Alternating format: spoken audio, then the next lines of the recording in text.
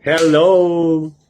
Dapat tatakbo at mag-exercise ako ngayon but I need to follow the rules talaga na merong recovery day.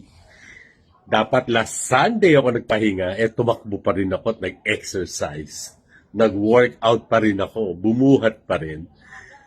Kaya pa naman dapat ngayon, gusto ko pa rin, kinakati pa rin mag-exercise at tumakbo later on, but I need to follow the rules na dapat merong recovery day.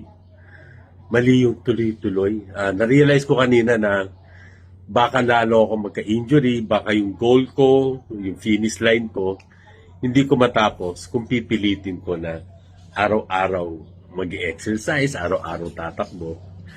Baka lalong pumalpak ang mga magagandang plano. Kaya, recovery day, rest day today, at muli, sa nagbigay ng blessing sa iyo, Junis, at kung sino man kayo may mga magagandang puso, salamat na maraming salamat sa inyo.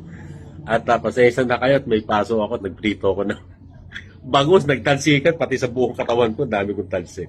Anyway, see you. God bless you. See you on the road. Back on the road tomorrow. Bye.